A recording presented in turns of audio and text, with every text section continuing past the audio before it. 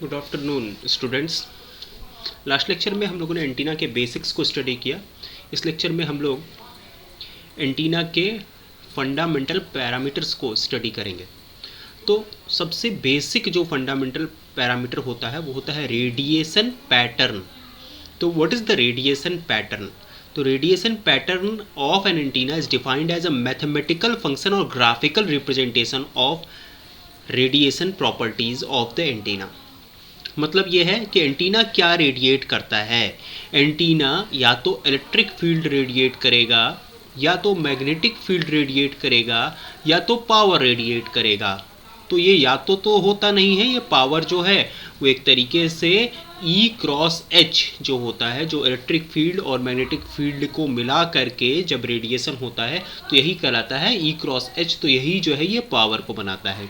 तो एक तरीके से तीन चीज़ें रेडिएट होती हैं। एक वायरिंग इलेक्ट्रिक फील्ड होती है, एक वायरिंग मैग्नेटिक फील्ड होती है, और एक तरीके से पावर जो होती है वो रेडिएट होती है। तो कोई भी एंटीना अगर किसी पॉइंट पर है तो उस पॉइंट से वो एंटीना अलग अलग डायरेक्शन में भी रेडिएशन कर सकता है, और वो जो किसी भी डायरेक्शन में रेडिएशन कर सकता है, और ये जो रेडिएशन होगा ये हर एक डायरेक्शन के लिए अलग अलग हो सकता है या सेम हो सकता है। ठीक है। तो depending upon E H and power हम लोग जो भी कैलकुलेशन, जो भी प्रॉपर्टीज़ आती है, अगर हम लोग उसे मैथमेटिकल फंक्शन के फॉर्म में रिप्रेजेंट कर सकते हैं in terms of theta, phi and R, या तो आर तो सेम रहता है चूँकि डिस्टेंस की बात होती है, तो थीटा और फाई के टर्म्स में, तो इस तरीके से हमें मिलता है रेडिएशन पैटर्न। और ये जो रेडिएशन पैटर्न होता है वो E of theta comma phi अगर मिलता है, तो क्यों थीटा और फाई ले रहे हैं? क्योंकि हम लोग जो रेडिएशन पैटर्न स्टडी करते हैं वो स्फेरिकल कोऑर्डिनेट सिस्टम में स्टडी करते हैं, जैसा कि आपके सामने यहाँ पर बना हुआ है, एक तरीके का स्फेरिकल कोऑर्डिनेट सिस्टम है। ठीक है। तो E of theta comma phi ये एक तरीके से इलेक्ट्रिक फील्ड का रेडिएशन पैटर्न है। यहाँ पर थीटा जो है वो पोलर एंगल है, और फाई जो है वो एजीमूथल एंगल है। ये ऑलरेडी आपको साथ बहुत बार डिस्कस किया गया है। H of theta comma phi ये भी एक तरीके से मैग्नेटिक फील्ड का रेडिएशन पैटर्न को रिप्रेजेंट कर रहा है। वहीं P of theta comma phi एक तरीके से पावर के रेडिएशन पैटर्न को डिस्कस करेगा। तो इस तरीके से आप मैथमेटिकल फंक्शन के फॉर्म में कोई एक फंक्शन आएगा, maybe cos theta, cos phi, इस तरीके से कोई फंक्शन आ सकता है। ठीक है। तो इस तरीके से कोई फंक्शन आएगा तो उसके बेसिस पे हम लोग यहाँ पर रेडिएशन पैटर्न प्लॉट भी कर सकते हैं, उसे मैथमेटिकली भी डिफाइन कर सकते हैं। ठीक है। आगे चल के मैं मैथमेटिकल एग्जांपल्स आपको दिखाऊंगा भी। ठीक है। तो इस तरीके से आप, ये जो है आपको सामने एक एग्जांपल है, एक तरीके से देखिए, एक डायरेक्शन है जो कि जेड वाली डायरेक्शन, उसमें काफ़ी ज़्यादा पावर रेडिएट हो रही है। तो ये जो अगर लोब यहाँ पर बहुत बड़ा है, जिसका लोब, तो ये जो लोब जब बहुत बड़ा होता है तो इसे हम लोग कहते हैं यहाँ पर ये मेजर लोब है, और ये जो बगल में आ रहा है ना ये सब साइड लोब्स हैं या माइनर लोब्स हैं। ठीक। और यहाँ अगर पीछे भी कोई अगर रेडिएशन पैटर्न आता है तो वो कहलाता है बैक लोब। तो इस तरीके से ये होता है रेडिएशन पैटर्न। अगर आप 3 डायमेंशनल में समझना चाहिए तो किसी भी पर्टिकुलर पॉइंट पर अगर आप बलून को रख दीजिए, जो बलून होता है उस बलून को अगर आप देखेंगे तो 3 डायमेंशनल रेडिएशन पैटर्न एक तरीके से आपको समझ में आएगा कि हो सकता है कि एक एंटीना हो तो उसका रेडिएशन पैटर्न कुछ इस तरीके का हो सकता है। ठीक है। तो इस तरीके से कई चीज़ें होती हैं। एक तो होता है कि भाई आप फील्ड रेडिएशन पैटर्न ड्रॉ कर रहे हैं, तो फील्ड रेडिएशन पैटर्न जो होता है वो E of theta comma phi होता है, या फिर H of theta comma phi होता है। ठीक है। तो एक तरीके से ये जो होता है ये फील्ड ऑफ रेडिएशन पैटर्न होता है। फिर होता है पावर रेडिएशन पैटर्न, जैसे आपको बताया कि P of theta comma phi अगर आप बना रहे हैं तो ये P of theta comma phi कहलाएगा पावर रेडिएशन पैटर्न। और ये सभी के सभी लीनियर स्केल में हो सकते हैं, या फिर मैग्नीट्यूड को आप डेसिबल स्केल में भी रिप्रेजेंट कर सकते हैं। तो डेसिबल स्केल में आप क्या कर देंगे, जो भी मैग्नीट्यूड होगा उसका 10 log बेस 10 कर देंगे, तो इस तरीके से जो भी वैल्यू आएगी वो आपका पावर पैटर्न को रिप्रेजेंट करने लगेगी। ठीक है। इसके अलावा इन डेसिबल रिप्रेजेंट करने लगेगी। ठीक है। इसके अलावा ये जो पैटर्न होता है वो एक तरीके से मान लीजिए हो सकता है किसी भी डायरेक्शन में यहाँ पर जो मैक्सिमम रेडिएशन हो रहा हो वो आपका हो रहा हो 100 वाट का। ठीक है। और यहाँ पर जो है एक तरीके से मान लीजिए इस वाली डायरेक्शन में 2 वाट का हो रहा हो, तो इसको नॉर्मलाइज किया जाता है। नॉर्मलाइजेशन का मतलब ये होता है कि जो भी मैक्सिमम पावर या मैक्सिमम फील्ड जो भी किसी भी डायरेक्शन में रेडिएट हो रही होती है उससे ओवरऑल पैटर्न को डिवाइड कर देते हैं। जैसे कि अगर मैंने कहा कि ये रेडिएशन पैटर्न है और इस रेडिएशन पैटर्न की मैक्सिमम वैल्यू यहाँ पर 10 है, ठीक है। तो यहाँ पर जो भी पैटर्न होगा, जो भी P of theta comma phi आएगा, मैं इसको डिवाइड कर दूंगा किससे, P max of theta comma phi से। तो जब मैं P max of theta comma phi से डिवाइड कर दूंगा तो जो मुझे यहाँ पर मिलेगा, वो मुझे मिलेगा normalise radiation pattern. Normalise radiation pattern का मतलब ये है कि ये मिलेगा P of N of theta comma phi, मतलब इस केस में यहाँ पर जो भी मैक्सिमम वैल्यू ऑफ रेडिएशन होगा वो यूनिटी से रिप्रेजेंट होगा, मतलब 1 से रिप्रेजेंट होगा। मीन्स जब हम इसका नॉर्मलाइजेशन कर देंगे तो यहाँ पर ये जो 10 है उसकी जगह हम लोग क्या पुट कर सकते हैं, 1 पुट कर सकते हैं, बिकॉज सारे का सारा जहाँ भी 10 होगा वहाँ 1 हो जाएगा। यहाँ पर अगर 9 रहा होगा तो वहाँ पर जो वैल्यू है वो 0.9 हो जाएगी। यहाँ पर अगर 0.2 रहा होगा तो ये वैल्यू क्या, 2 रहा होगा तो यहाँ पर वैल्यू जो है 0.2 हो जाएगी इस तरीके से। तो इस तरीके से P N of theta comma phi आ जाएगा। ठीक है, ये आपका नॉर्मलाइज रेडिएशन पैटर्न को रिप्रेजेंट कर रहा है। ठीक, इसके अलावा इलेक्ट्रिक फील्ड के भी केस में अगर आप ई ऑफ थीटा कमा फाई है, और इसमें भी अगर आप क्या करते हो, आप ई ऑफ थीटा कमा फाई के मैक्सिमम वैल्यू से अगर आप डिवाइड कर देते हो, अगर आप maximum value of theta comma phi से अगर आप डिवाइड कर देते हो तो ये बताइए क्या हो जाएगा, ये अगेन आपका ई N of theta comma phi को बना देगा। ठीक है ठीक, तो ये नॉर्मलाइज रेडिएशन पैटर्न को बना देगा। ठीक, अब ये देखिए, अब इसके बाद एक तरीके से ये 2 डायमेंशनल रेडिएशन पैटर्न को रिप्रेजेंट कर दिया जा रहा है। ये देखिए ई एन स्क्वायर है, ई एन स्क्वायर है, इसका मतलब यहाँ पर ई एन स्क्वायर के बजाय अगर हम लोग यहाँ पर इलेक्ट्रिक फील्ड का रेडिएशन पैटर्न है, ये ई ऑफ थीटा कमा फाई को रिप्रेजेंट कर रहा है। ठीक है, और यहाँ पर जो है ये P of theta comma phi को रिप्रेजेंट कर रहा है। ठीक है, तो हाफ पावर पॉइंट कहाँ होगा, हाफ पावर पॉइंट, तो हाफ पावर पॉइंट एक तरीके से ये सभी के सभी क्या है, ये नॉर्मलाइज्ड हैं, क्योंकि देखिए यहाँ पर मैक्सिमम वैल्यू 1 है। तो आप ई N of theta comma phi और P N of theta comma phi, तो हाफ पावर पॉइंट मतलब एक तरीके से P of half power point अगर आपको निकालना है तो P of half power point हो जाएगा वो पॉइंट जहाँ पर की जो वैल्यू है वो P N of theta comma phi की 1/2 हो जाए, 1/2 हो जाएगा, तो वो हाफ पावर पॉइंट कहलाएगा। मतलब जैसे कि ये वाली वैल्यू हो जाए, ये वाली वैल्यू हो जाए। ठीक है, तो ये एक तरीके से ये जो है ये आपके क्या कहलाएंगे, P of half power point कहलाएंगे, ये P of half power point कहलाएंगे। ठीक है ना। अच्छा, पावर जो होता है वो डायरेक्टली प्रोपोर्शनल होता है, पावर जो होता है वो डायरेक्टली प्रोपोर्शनल होता है किसके, ई स्क्वायर के। ठीक है ना, तो इसका मतलब अगर मुझे ई के टर्म्स में हाफ पावर पॉइंट निकालना होगा तो मैं यहाँ पर क्या करूँगा, यहाँ पर एक तरीके से अंडर रूट लूँगा। ठीक है, तो अगर यहाँ पर मुझे हाफ पावर पॉइंट, अगर मुझे यहाँ पर किसके केस में निकालना होगा, अगर मुझे यहाँ पर इलेक्ट्रिक फील्ड के केस में निकालना होगा तो इस केस में यहाँ पर जो भी होगा वो हाफ पावर पॉइंट 1/√2 से डिवाइड होगा। तो 1/√2 से जब डिवाइड होगा तो यहाँ पर जो वैल्यू आएगी वो आएगी 0.707।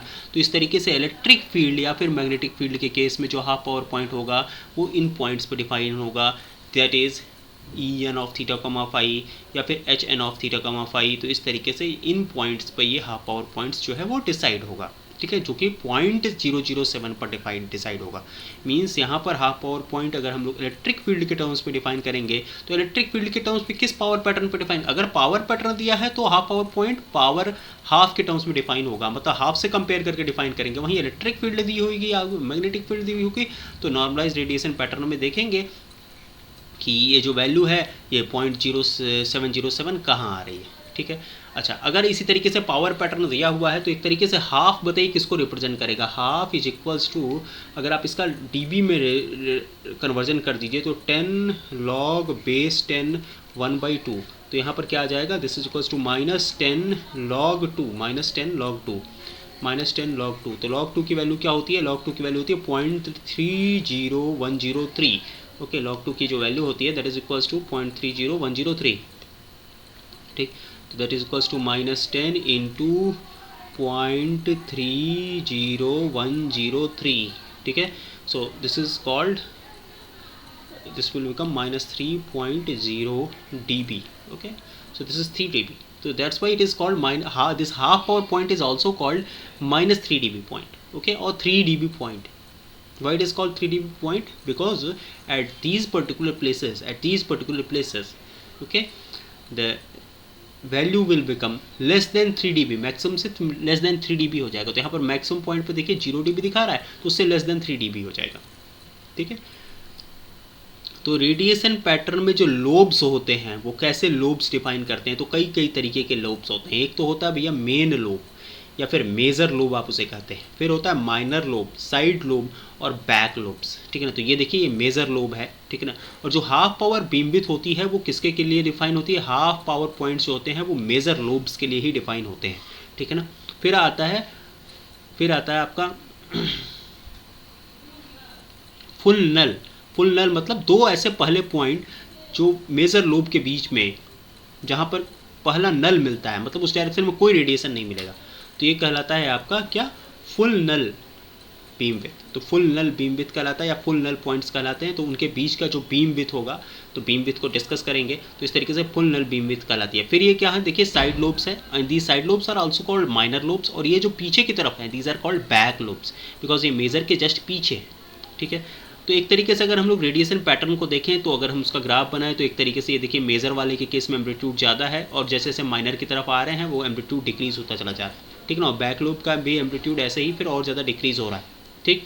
तो इस तरीके से आप ड्रॉ कर सकते हैं। एक तरीके से हम लोगों ने इसे थीटा के टर्म्स में ड्रॉ कर दिया है कि कहाँ पर ये मैक्सिमम है और कहाँ पर ये मिनिमम हो रहा है। तो अगर हम लोग रेडिएशन पैटर्न को देखें और अगर हम लोब्स को आइडेंटिफाई करने की कोशिश करें, तो लोब्स जो होता है एक तरीके से पोर्शन होता है रेडिएशन पैटर्न का जो कि जीरोज के बीच में होता है। जैसे कि ये देखिए बीच बीच में जहाँ जहाँ जीरो मिलेगा उसके बीच में जो पोर्शन मिलेगा उसमें एक लोब डिफाइन होगा, तो this is called major lobe. फिर जो दूसरा जो नल पॉइंट मिला उसके बीच में जो मिला ये कहलाएगा फर्स्ट साइड लोब, फिर ये कहलाएगा सेकंड साइड लोब या सेकंड माइनर, फिर ये कहलाएगा थर्ड साइड लोब, इस तरीके से, ठीक है ना। फिर ऐसे ही यहाँ पर कहलाएगा first side lobe, second side lobe, third side lobe, इस तरीके से साइड लोब्स कहलाएंगे, ठीक है। तो जो मिनिमाज के बीच में होते हैं, जो मिनिमाज के बीच में होते हैं, these are called what, these are called minor lobes. और जो लोब्स आप कैसे डिफाइन कर सकते हैं, तो जो मिनिमम रेडिएशन दो मिनिमम रेडिएशन पैटर्न के बीच में जो रेडिएशन पैटर्न आता है वो आपका कहलाता है क्या, मिनिमम। तो उनके बीच में जो होता है लोब्स डिफाइन होते हैं। इस तरीके से मेजर लोब होता है, माइनर लोब होते हैं, साइड लोब होते हैं, और फिर उनके पीछे आपका बैक लोब भी होता है, ठीक है। फिर आता है आइसोट्रोपिक, डायरेक्शनल और ओमनी डायरेक्शनल रेडिएशन पैटर्न। तो आइसोट्रोपिक मतलब क्या होता है, आइसोट्रोपिक मतलब कोई भी आप एक पॉइंट सोर्स मान लीजिए और वो पॉइंट सोर्स सारी डायरेक्शन में रेडिएट करेगा, just like as a sphere. Sphere के केस में वो पूरा का पूरा चारों तरफ डायरेक्शन में रेडिएट कर रहा है, तो एक तरीके से एज्यूम करते हैं इसे, ठीक है ना। ये एक्चुअल में तो होता नहीं है, ठीक है ना। तो हाइपोथेटिकल कॉन्सेप्ट होता है। तो hypothetical lossless antennas having equal radiation in all direction, so this will be called isotropic radiation pattern, okay. So इसके बाद आता है आपका directional radiation pattern. Directional radiation pattern में क्या होता है कि किसी एक स्पेसिफिक डायरेक्शन में, किसी स्पेसिफिक डायरेक्शन, जैसे पिछला वाला हम लोगों ने देखा कि वो जेड डायरेक्शन में मैक्सिमम हमें मिल रहा था, तो किसी स्पेसिफिक डायरेक्शन में अगर हमें रेडिएशन मिलता है तो that kind of radiation pattern will be called directional radiation pattern, okay. Directional radiation pattern जो होता है वो किसी स्पेसिफिक पर्पस के लिए यूज़ किया जाता है, ठीक। और फिर आता है omni directional radiation pattern. Omni directional मतलब जो कि चारों तरफ एक डायरेक्शन में हो, ठीक ना। Having non directional radiation pattern, एक तरीके से डायरेक्शनल नहीं होता है, ठीक ना। एक पर्टिकुलर प्लेन में वो कतई डायरेक्शनल नहीं होता है, जैसे कि this kind of the Apple kind of the shape, this is apple kind of the shape, and this is having equal radiation for all values of phi, all values of phi is equals to 0, phi is equals to 90, phi is equals to 180, and suppose you will repeat it, so for all values of phi it is having equal kind of the radiation pattern, ठीक है ना। And in case of z directions it is having minimum kind of the radiation pattern, but in a particular plane it is having equal kind of the radiation pattern. That's why it is called omnidirectional radiation pattern, and it is a special kind of directional radiation pattern. It is a kind of mixture of isotropic and directional radiation pattern. So these are three specific type of radiation pattern we have studied, and with the example you have now, I think you have got it, that what is difference between isotropic radiation pattern. Isotropic radiation pattern means complete sphere, okay. Complete sphere means same kind of the radiation in all the direction, whereas just like as a earth or any sphere, okay. Then and the antenna will be at the center point of the sphere, and then after you will talk about the directional radiation pattern. So if I would ask that give me some example of the directional radiation pattern, so then you can say, okay sir, the balloon is a kind of directional radiation pattern. If you will consider a balloon, then it will show that it is having maximum radiation in a particular direction and very negligible or kind of null kind of the radiation in other directions, okay. Then after What is the omnidirectional radiation pattern? Just like this apple is a kind of radiation pattern, is having kind of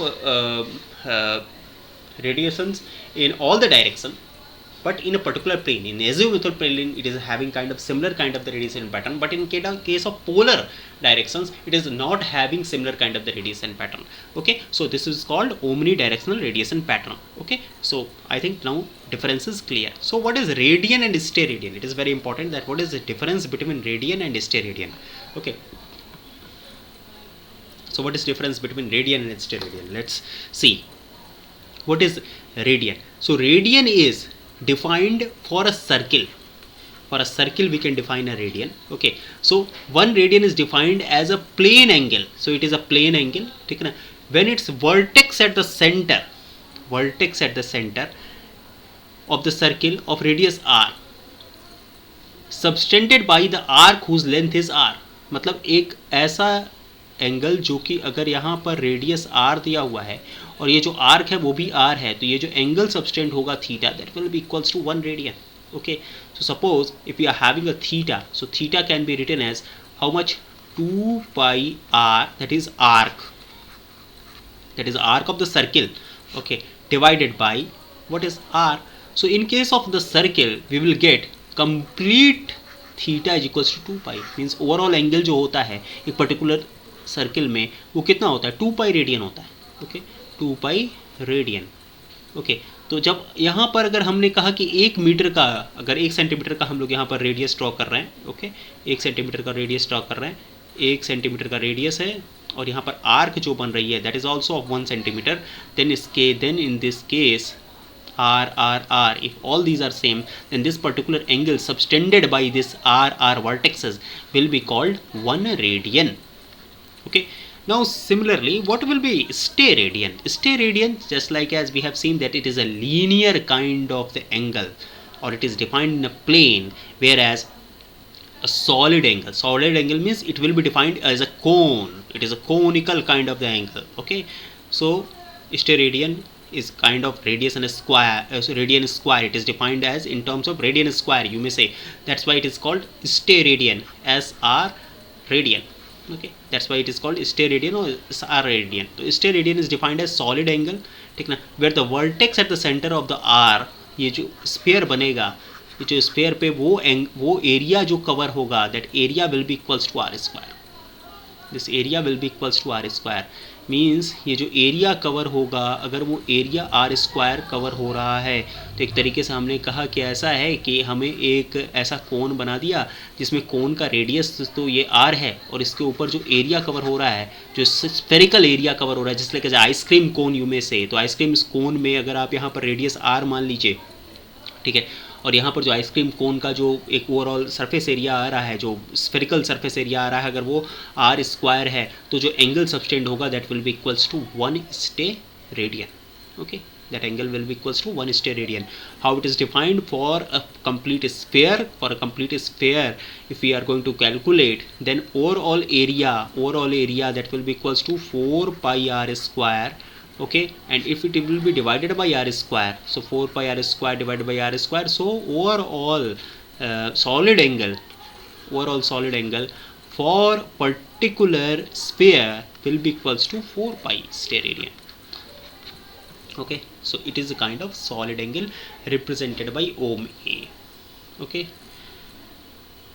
so for a spherical coordinate system, this particular area on the surface of the sphere is defined as, तो उसमें क्या आता है, उसमें देखिए आपको पता है कि कौन कौन से कंपोनेंट होते हैं, R sine theta D theta होता है, ठीक है ना, और क्या होता है, आर डी फाई होता है, ठीक है ना, ये सारे के सारे कंपोनेंट होते हैं. Okay, R sine theta D theta होता है और आर डी फाई होता है, ठीक है, और डी आर होता है, ठीक है. तो आपको जब यहाँ पर जब कैलकुलेट करना है सरफेस पे, तो आपको पता है कि जो एंगल होता है, जो स्फेयर का एंगल, जो उससे सरफेस पे जो स्फेयर पे एंगल आएगा वो ए आर कैप होगा, तो वो ये दोनों ही काउंट होगा, ये काउंट नहीं होगा. तो इस तरीके से D A is equals to आ जाएगा R square sine theta D phi, तो R square sine theta D phi, ये आपका डी ए आ जाएगा। ठीक है, तो अगर आप इसे क्या करते हैं, सॉलिड एंगल अगर इस डी ए से कितना सब्सटेन, एक पार्शियल हम लोगों ने एंगल कैलकुलेट कर दिया, तो इस पार्शियल एंगल के नाते जो ओवरऑल सॉलिड एंगल जो होगा that is equals to D of omega define किया है, तो आप आर स्क्वायर से डिवाइड कर देंगे, तो आर स्क्वायर से डिवाइड कर देंगे तो then it will become sine theta D phi and that is equals to D omega. So this is the definition of a solid angle. Okay, तो इस तरीके से अगर आप कैलकुलेट करें कि ओवरऑल स्फीयर के लिए सर क्या होगा, फॉर ओवरऑल स्फीयर, तो integration of for particular sphere बताइए साइन थीटा डी फाई, तो वहाँ पर फाई की वैल्यू बताइए क्या होती है, फाई की वैल्यू आपकी 0 से लेकर के 2 पाई तक वेरी करती है, और थीटा की वैल्यू बताइए कितनी वेरी करती है, थीटा की जो वैल्यू होती है that is equals to 0 to pi vary करती है। ठीक है, तो इस तरीके से अगर आपका आ जाएगा तो बताइए यहाँ पर क्या आ जाएगा। सो इस तरीके से आपका जब ये आ जाएगा तो डी फाई में यहाँ पर फाई आ जाएगा, एंगल क्या आ जाएगा 0 टू 2 पाई आएगा, और साइन थीटा के केस में यहाँ पर आ जाएगा माइनस कॉस थीटा। ठीक है, साइन थीटा के केस में यहाँ पर माइनस कॉस थीटा आ जाएगा। ठीक है ना, और जो एंगल आएगा वो आपका थीटा इज इक्वल्स टू 0, और फिर यहाँ से आप पाई पुट करोगे। ठीक है ना, तो फाई इज इक्वल्स टू बताइए यहाँ पर क्या आ जाएगा। So now this will become 2 pi. Okay, and minus को तो माइनस बाहर ले लिया हम लोगों ने। ठीक है ना, मल्टीप्लिकेशन है cos of pi minus cos of 0। ठीक है ना, तो cos of pi will be equals to -1 and this will be equals to -1, तो इस तरीके से 4 पाई आ गया। तो 4 पाई स्टेयर रेडियन हम लोगों ने कैलकुलेट किया था कि स्फीयर के लिए होता है, तो यहाँ पर भी आपका जो ओवरऑल स्फीयर के लिए आपका आ गया beam solid angle that is equals to 4 pi. Because पूरा का पूरा अगर आप स्पेयर बनाना चाहते हो तो पूरा का पूरा स्पेयर के लिए थीटा जो वेरी करेगा वो 0 से लेकर पाई तक वेरी करेगा, और फाई जो वेरी करेगा वो 0 से लेकर के 2 पाई तक वेरी करेगा। ठीक, फिर आते हैं बीम विथ। सो बीम विथ क्या होता है, बीम विथ एक तरीके से रेडिएशन पैटर्न के में डिफाइन होता है। तो रेडिएशन पैटर्न में दो जो आइडेंटिकल पॉइंट्स होते हैं उनके बीच में डिफाइन होता है। तो अगर हम 2 हाफ पावर पॉइंट के बीच में एंगल डिफाइन कर रहे हैं then it will be called half power beam width. Okay, तो plane containing the direction of maximum beam or major beam, ठीक है, in that particular direction, angle between two directions where the radiation intensity becomes half.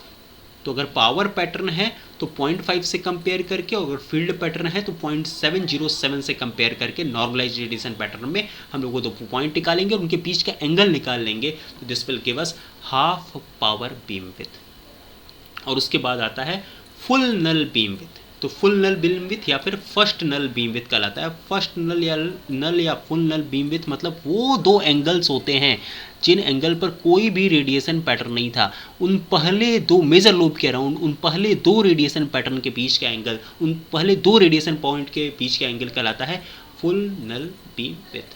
तो full नल beam width इस तरीके से होता है, और हाफ पावर बीम विथ इस तरीके से आपका डिफाइन होता है। ठीक है, तो हम लोग एक एग्जाम्पल लेते हैं। हमने कहा कि ऐसा है सर, हमारे पास एक पी थीटा कमा फाई दिया हुआ है, पी थीटा कमा फाई दिया हुआ है cos theta. Okay, P theta comma phi दिया हुआ है कॉस थीटा। अच्छा, तो ये किस सरफेस पे डिफाइन होगा? ऑब्वियसली अगर थीटा वेरी कर रहा है तो यहाँ पर जेड तो होगा ही होगा। ठीक है ना, जेड तो होगा ही होगा।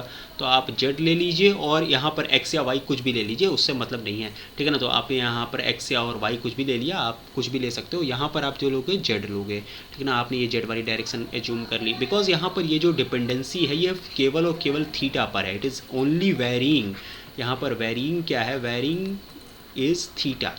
केवल थीटा वेरी कर रहा है, मतलब पोलर एंगल वेरी कर रहा है। पोलर एंगल वेरी कर रहा है मतलब जो भी चेंजेज होंगे वो कोनिकल डायरेक्शन में होंगे। तो ये theta is equals to 0 degree यहाँ पर होगा। ठीक है ना, theta is equals to 0 degree यहाँ पर होगा। ठीक, ये पोलर एंगल के केस में because Z is equals to 0 पर जो जेड वाली जो लाइन होती है वो थीटा इज इक्वल्स टू 0 को रिप्रेजेंट करती है। ठीक, यहाँ पर क्या होगा? Theta is equals to 90 degree होगा। ठीक है ना, यहाँ पर बताइए क्या होगा? यहाँ पर theta is equals to 180 degree होगा। तो इस तरीके से आप यहाँ पर थीटा इज इक्वल्स टू फिर क्या डिफाइन कर सकते हैं? यहाँ पर भी theta is equals to 90 degree होगा। ठीक है, बिकॉज ये जस्ट इसका अपोजिट होता है। ठीक, बिकॉज ये पोलर एंगल जो होता है वो दोनों साइड में एक तरीके से इस तरीके से ये दोनों के दोनों थीटा इज इक्वल्स टू इस तरीके भी और इस तरीके से भी जो कोन होगा ना वो दोनों साइड फ्लैर आउट होगा एक साथ। तो इस तरीके से आपका ये कोनिकल एंगल डिफाइन होता है। ठीक, अच्छा, कॉस थीटा, तो कॉस यहाँ पर 0, कॉस 0 की वैल्यू बताइए क्या होगी? कॉस 0 की वैल्यू होगी 1। कॉस पाई बाई 2 की वैल्यू बताइए क्या होगी? 0। ठीक है ना, कॉस पाई की वैल्यू क्या होगी? -1। ठीक है, इस तरीके से हम लोग थीटा के डिफरेंट डिफरेंट वैल्यूज़ पे हम लोग कैलकुलेट कर लेते हैं। ठीक है ना, P of theta comma phi क्या होगा, ठीक है ना, for different values of theta, for different values of theta. तो इसके लिए हम लोग एक टेबल बना लेते हैं। ठीक है, तो कई तरीके हैं इसको बनाने के, तो हम लोग एक टेबल बना लेते हैं पहले। ठीक है, यहाँ पर हम लोग क्या करते हैं, एक टेबल बना लेते हैं। ठीक, और उस टेबल से एक तो कैलकुलेट कर लेंगे, और फिर हम लोग यहाँ पर हम लोग ने कहा सर थीटा की अलग अलग वैल्यू ले लेंगे और P of theta comma phi ले लेंगे। चलिए ओके, तो हम लोग ने कहा कि sir theta is equals to 0 degree के लिए बताइए क्या होगा, तो कॉस 0 की वैल्यू होती है 1। ठीक है ना, फिर थीटा इज इक्वल्स टू, अगर हम लोग ने कहा 30 डिग्री होगा तो क्या होगा, theta is equals to 30 degree के लिए यहाँ पर हो जाएगा √3/2। ठीक है, फिर theta is equals to 60 degree के लिए बताइए क्या होगा, theta is equals to 60 degree के लिए 1/2 हो जाएगा। Theta is equals to 90 degree के लिए बताइए क्या हो जाएगा, theta is equals to 90 degree के लिए फिर ये 0 हो जाएगा। ठीक है ना, सिमिलरली फिर theta is equals to 120 degree के लिए बताइए क्या होगा, theta is equals to 120 degree के लिए फिर यहाँ पर -1/2 हो जाएगा। ठीक है ना, एंड सो ऑन, फिर theta is equals to 180 degree के लिए -1 हो जाएगा। तो इस तरीके से आपका रेडिएशन पैटर्न जो है, यहाँ पर थीटा इज इक्वल्स टू यहाँ पर 1 आएगा। ठीक है ना, यहाँ पर बताइए फिर थीटा इज इक्वल्स टू अगर यहाँ पर √3/2 आएगा, फिर यहाँ पर 1/2 आएगा, फिर यहाँ पर एक तरीके से 0 हो जाएगा। तो इस तरीके से आप कहोगे कि सर ये आपका रेडिएशन पैटर्न कुछ इस तरीके से बनेगा। ठीक है, यहाँ इस पर्टिकुलर डायरेक्शन में 0, और ये आपका ये बना, ये आपका इस तरीके से कुछ रेडिएशन पैटर्न बनेगा। ठीक है, this is kind of radiation pattern you will obtain. ठीक है, this is kind of radiation pattern you will obtain, because यहाँ पर थीटा इज इक्वल्स टू 0 पर आप बताइए एंगल आपने यहाँ पर 1 रखा, और फिर जैसे धीरे धीरे आप बढ़ा रहे हो तो ये वैल्यू जो है वो धीरे धीरे डिक्रीज हो रही है। तो डिक्रीज मतलब आप वेक्टर बनाओगे यहाँ पर। ठीक है ना, हो सकता है आपको एक्जैक्टली इनर शेप समझ में आ रहा हो, तो यहाँ पर एक सर्किल इस तरीके से बना दोगे तो और यहाँ पर भी एक सर्किल बना दोगे। ठीक, तो इस तरीके से ये आपका रेडिएशन पैटर्न बन गया। That radiation pattern is showing P(n) of theta comma phi. ये नॉर्मलाइज ही है भाई, नॉर्मलाइज ही है। क्यों? क्योंकि इसकी मैक्सिमम वैल्यू तो 1 है ना, तो इसको नॉर्मलाइज करने की जरूरत नहीं है। अगर आपके क्वेश्चन में नॉर्मलाइज नहीं रहेगा तो आपको पहले नॉर्मलाइजेशन करना ही पड़ेगा। ठीक है, अगर नॉर्मलाइज है तब तो कोई दिक्कत ही नहीं है। Okay, you can go through it, go for it. Okay, अब हम लोग क्या करेंगे, नाउ we will calculate कि on which particular point this particular power is becoming half. So P(n) of theta comma phi. So this is kind of measure lobe, एक ही measure lobe है, तो P(n) of theta comma phi. Okay, this is a P(n) of theta comma phi. Okay, P(n) of theta comma phi यहाँ पर दिया हुआ है, और अब हमें यहाँ पर क्या कैलकुलेट करना है, कहना है कि अच्छा सर ये आपका कॉस थीटा दिया हुआ है, और अगर हमें हाफ पावर पॉइंट गेट करना है तो हाफ पावर पॉइंट हम लोग कैसे कैलकुलेट करते हैं। हाफ पावर पॉइंट कैलकुलेट करने के लिए हम लोग वो पॉइंट जिस पे पावर हाफ हो जाए, तो यहाँ पर P(n) ऑफ क्या हो जाएगा, थीटा कॉमा फाई। ठीक ना, अगर हम लोग हाफ पावर गेट करना चाहते हैं तो यहाँ पर क्या हो जाएगा, P of half power of theta comma phi. तो P of half power of theta comma phi means those particular point on which this power will become half. So this will become cos of theta half power. This will give cos of theta half power. So what will be theta half power? Theta half power will become cos inverse of 1/2. So what will be cos inverse of 1/2? Cos of inverse of 1/2 will become 60 degree. So this will become 60 degree. Okay, or 120 degree. So these are two angles we have obtained. These are two angles we have obtained. Okay, similarly -60 degree will be again that angle, or -120 degree. These are two angles, these are all angles on which we will get the half power points, or in terms of radian we can say pi/3, 2pi/3, and plus minus. So where are these angles, where are these half power angles? Let's see. These half power angles are at the 60 degree, means at this particular and at this 60 degree and this particular. Okay, these are half power points, this is 60 degree and this is again 60 degree. Okay, again you can say, so these are half power points, so this is -60 or 120, and again this is again -60 or 120, -120. So these two points are half power points. तो किसके बीच में calculate करना है, calculate क्या इन दोनों के बीच में करना है? नहीं, इस डायरेक्शन में तो लोब है ही नहीं, जहाँ मेजर लोब है उसी के बीच में कैलकुलेट करना है। मीन्स अगर हमें एंगल कैलकुलेट करना होगा तो ये दोनों एंगल के बीच में एंगल कैलकुलेट होगा। Means this will be theta half power, that will be equals to 60 + 60. So now we will get this theta half power beam width, so this will be equals to 120 degree. So now we can say that half power beam width will be equals to, in the case of polar direction, half power beam width that will be equals to 120 degree in case of theta, and in case of phi it is not dependent upon phi.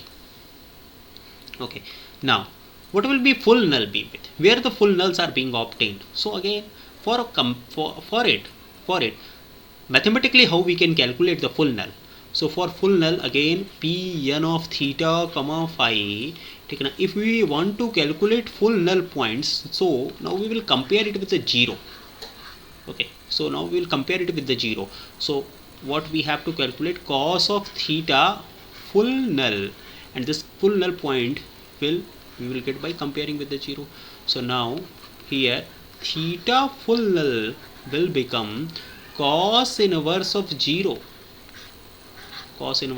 So now this cos inverse of 0 will become how much? Pi by 2 plus minus pi by 2 plus minus 3 pi by 2. So these are full null points. Okay, so these two directions are this direction and this direction. These two directions are full null points. So angle between these two will become 180 degree. So we can say that full null beam width, first null beam width, that will become 180 degree. Okay, so this was a kind of example of a power radiation pattern, and how we can obtain these power radiation pattern, and how we can calculate different kind of the calculations. Okay, just like as half power beam width and full null beam width. Suppose we are having another example. En of theta comma phi is given. As, okay, since it is a normalized radiation pattern, it has been already normalized, so I'm directly writing it down. Sine of theta. So En of theta comma phi is given sine of theta. So definitely अगर इसको draw करना है तो हमें theta के different values के लिए draw करना है, ठीक है ना. थीटा के डिफरेंट वैल्यूज़ के, अच्छा ये जब थीटा पे ही डिपेंडेंट है तो ऑब्वियसली जब थीटा पे ही डिपेंडेंट है तो केवल और केवल जेड वाली डायरेक्शंस पे ही हमें बताना है, और एक्स वाई से तो कोई मतलब है ही नहीं. अगर वो फाइव पे डिपेंडेंट होता तो हम लोग एक्स वाई वाला बनाते, ठीक है ना. तो एक्स वाई तो हम लोग इधर ही ले रहे हैं, ठीक है ना. और ये जेड पे डिपेंडेंट है, और यहाँ पर भी जेड इज इक्वल्स टू, यहाँ पर भी theta is equals to 0 degree होगा, ठीक है ना. यहाँ पर थीटा इज इक्वल्स टू क्या होगा, here theta will be equals to 90 degree. यहाँ पर बताइए क्या होगा, theta is equals to minus 180 degree और प्लस माइनस 180 डिग्री, और यहाँ पर भी थीटा इज इक्वल्स टू बताइए क्या होगा, theta will be equals to minus 90 degree. Okay, और यहाँ पर बताइए क्या हो जाएगा, साइन थीटा. सो या यू मे से En of theta comma phi. So now this En of theta comma phi. Okay, so theta is equals to आप 0 डिग्री रखोगे, 0 डिग्री के लिए बताइए साइन 0 की वैल्यू बताइए क्या होगी, 0. ओके, फिर थीटा इज इक्वल्स टू आप क्या रख रहे हो, 30 डिग्री रख रहे हो, इसकी वैल्यू बताइए क्या होगी 1/2. 45 डिग्री रख रहे हो, 45 डिग्री के लिए बताइए वैल्यू क्या होगी 1/√2. फिर आप 60 डिग्री रख रहे हो. ओके, फिर आप 60 डिग्री रख रहे हो, 60 डिग्री के लिए बताइए वैल्यू क्या होगी √3/2, ठीक है ना. और फिर आप 90 डिग्री रख रहे हो तो 90 डिग्री के लिए बताइए वैल्यू क्या होगी, फिर this will become 1. And similarly फिर उसी तरीके से वैल्यू डिक्रीज करेगी, और फिर आपका वापस यहाँ पर 180 डिग्री पर जो वैल्यू होगा वो क्या आ जाएगा, 0 आ जाएगा, ठीक है ना. इस तरीके से अगर आप रेडिएशन पैटर्न ड्रॉ करोगे तो यहाँ पर को तो कोई वैल्यू नहीं है, जैसे जैसे आप थीटा की वैल्यू को इंक्रीज करोगे 90 डिग्री पर आओगे तो यहाँ पर 1 हो जाएगा, ठीक है ना. बीच में यहाँ पर 1/√2 आएगा, और फिर इस तरीके से, तो इस तरीके से अगर आप बनाओगे तो ये this kind of the radiation pattern you will obtain, means this is a kind of radiation pattern you will obtain. Okay, this is the kind of radiation pattern you will obtain. Yeah. Okay, this is En of theta comma phi. तो अब अगर हम लोगों को इसमें half power beam width और full नल beam width calculate करनी हो तो कैसे कैलकुलेट करेंगे, ठीक है. तो अगर हम लोगों को इसमें अगर हाफ पावर बीम विड्थ और फुल नल बीम विड्थ कैलकुलेट करनी हो तो En of theta comma phi is given as sin of theta. Okay, so E of half power point, how we can calculate it? E of half power point means, in case of E of half power point, these particular points will be compared with 1/√2, means sin theta of half power, means these particular half power points will come at 1/√2 means here we will get sine inverse this will be 1/√2. So what will be theta half power points? So here theta half power points will become ये sine inverse of 1/√2 क्या होगा, π/4 होगा, ±π/4 होगा, फिर ±3π/4 होगा. तो इस तरीके से आपका ±π/4 एंड ±3π/4 आपका आ जाएगा. ठीक है, तो इस तरीके से ये जो एंगल आएगा आपका ±π/4 या फिर ±3π/4 आ जाएगा. मीन्स एक तरीके से ये अगर 0.707 अगर यहाँ पर है तो 0.707 पर अगर आप देखोगे तो ये पर्टिकुलर पॉइंट आपका ये एंड ये, तो इस तरीके से आपको ये दोनों पॉइंट जो होंगे वो हाफ पावर पॉइंट को रिप्रेजेंट करेंगे. सिमिलरली ऐसे माइनस में भी आप लिख सकते हो, ठीक है ना, हाफ पावर पॉइंट्स को रिप्रेजेंट करेंगे. तो अगर हमें हाफ पावर बीम विड्थ निकालनी होगी तो आप इन दोनों के बीच में कैलकुलेट नहीं करेंगे. ये तो 45 है तो दोनों के केस में कैलकुलेशन सेम आएगा, लेकिन हम जब भी कैलकुलेट करेंगे तो मेजर वाले के से ही कंसिडर करेंगे. तो मेजर वाले से कंसिडर करेंगे. अगर यहाँ पर ये 30 होता और यहाँ पर भी ये 30 होता, ठीक है ना, तो हम ये 60 और 60 लेके 120 लिखते. ठीक है, समझने की बात ये अगर हाफ पावर वाला होता तो ये 30 होता और 60 लिख के 120 लिखते. ठीक, ना कि ये 30 कैलकुलेट करके 60 लिखते, बिकॉज मेजर लोब के डायरेक्शन में half power beam width decide होती है. तो यहाँ पर हाफ पावर बीम विड्थ ये जो आ जाएगी that will be equals to 90 degree. ठीक है ना. वहीं फिर फुल नल के केस में अगर आप कैलकुलेट करोगे तो फुल नल के केस में फिर से आप इन दोनों डायरेक्शंस में अगर आप कैलकुलेट करोगे तो इन दोनों डायरेक्शंस में फिर से 90 डिग्री आएगा and that will be equals to again 180 degree. तो ये हाफ पावर पॉइंट्स हो गए. और इसी तरीके से हाफ पावर पॉइंट्स के केस में आपकी half power beam width that is equals to theta half power beam width that is equals to theta half power that is equals to 90 degree and phi half power theta full null beam width जो आएगी full null beam width फिर से आप उसी तरीके से calculate करोगे. so again it will become 180 degree. okay, so now it is equals to pi/2 and it is equals to pi. तो सिमिलरली ऐसे कई सारे एग्जांपल्स हैं जिन्हें आप कैलकुलेट कर सकते हो. आप sine of square theta calculate कर सकते हो, cos of square theta calculate कर सकते हो. ठीक है ना. P N of theta comma phi में आप साइन स्क्वायर थीटा कैलकुलेट कर सकते हो, कॉस स्क्वायर थीटा कैलकुलेट कर सकते हो. ऐसे ढेर सारे एग्जांपल्स हैं जिन्हें आप कैलकुलेट कर सकते हो और देख सकते हो कि और रेडिएशन पैटर्न ड्रॉ कर सकते हो. उनका हाफ पावर बीम विड्थ और फुल नल बीम विड्थ कैलकुलेट कर सकते हो. जो स्टेप्स हैं वो स्टेप सही हैं. स्टेप 1 में आप सबसे पहले कोई भी रेडिएशन पैटर्न मिलेगा तो आप उसे उससे कन्वर्ट करोगे, नॉर्मलाइज करोगे. सबसे पहले first step will be normalise. तो नॉर्मलाइजेशन का प्रोसेस क्या होता है, नॉर्मलाइजेशन अगर नहीं होता है तो हम लोग मैक्सिमम वैल्यू निकालते हैं और उससे डिवाइड कर देते हैं. ठीक है, फिर आप उसको ड्रॉ करोगे अलग अलग पॉइंट्स लेकर के. आप देखोगे कि वो थीटा वाले में है तो जेड वाले एंगल पे ड्रॉ करोगे, और अगर वो केवल और केवल फाई में दिया हुआ है तो केवल एक्स वाई प्लेन पे ड्रॉ करोगे. ठीक है, क्योंकि फाई वाले में पोलर एंगल नहीं होगा, फाई वाले में आपका जेड वाला एंगल होगा. तो इस तरीके से आप केवल उस दोनों डायरेक्शंस में ड्रॉ करोगे. अगर दोनों का दोनों है तो एट अ टाइम केवल एक ही को कंसिडर करोगे.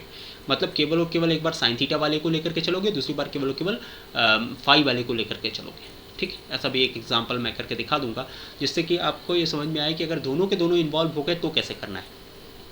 ठीक, तो उसके इसमें आप कैसे हाफ पावर बीम विड्थ निकालोगे, उस केस में आप कैसे फुल नल बीम विड्थ निकालोगे, दोनों का दोनों कैलकुलेट करते हुए फिर आप कैसे ओवरऑल कैलकुलेशन करोगे. ठीक, कैसे रेडिएशन पैटर्न ड्रॉ करोगे. तो एक तरीके से चूंकि आपके पास 3D प्लेन नहीं है ड्रॉ करने के लिए तो आप 2D में ड्रॉ करोगे. एक बार आप जेड और एक्स वाई एक प्लेन में ड्रॉ करोगे और दूसरी बार जेड वाले को भूल जाओगे, केवल और केवल एक्स वाई प्लेन में ड्रॉ करोगे. तो जब केवल और केवल एक्स वाई प्लेन में ड्रॉ करोगे तो आप एजीमुथल एंगल के लिए ड्रॉ कर रहे होगे, और जब आप केवल जेड और एक्स वाई प्लेन में ड्रॉ कर रहे होगे तो आप उसे पोलर प्लेन में ड्रॉ कर रहे होगे. ठीक है ना. फिर आप क्या करोगे, 1/2 से कंपेयर करके, अगर पावर पैटर्न दिया होगा तो 1/2 से कंपेयर करके फुल नल बीम विड्थ निकालोगे. ठीक है ना. कैसे निकालोगे, वो मेजर लोब वाली डायरेक्शन के बीच के एंगल निकाल लोगे. हाफ पावर बीम विड्थ और फुल नल बीम विड्थ निकालने के लिए आपको 0 से कंपेयर करके फिर मेजर लोब की डायरेक्शन में जो भी आपका मिनिमा आएगा, जो भी एंगल आएगा उसको कैलकुलेट करोगे. वहीं अगर इलेक्ट्रिक फील्ड पैटर्न या फिर मैग्नेटिक फील्ड पैटर्न दिया होगा तो आप 1/√2 से कंपेयर करके हाफ पावर बीम विड्थ निकालोगे और फुल नल के लिए फिर आप 0 से कंपेयर करोगे. ठीक है, ओके. तो थैंक यू. आपको रेडिएशन पैटर्न इस लेक्चर में डिटेल में समझाया और फिर रेडियन और स्टेरेडियन में डिफरेंस बताया, और पैरामीटर्स को नेक्स्ट लेक्चर में डिस्कस करेंगे.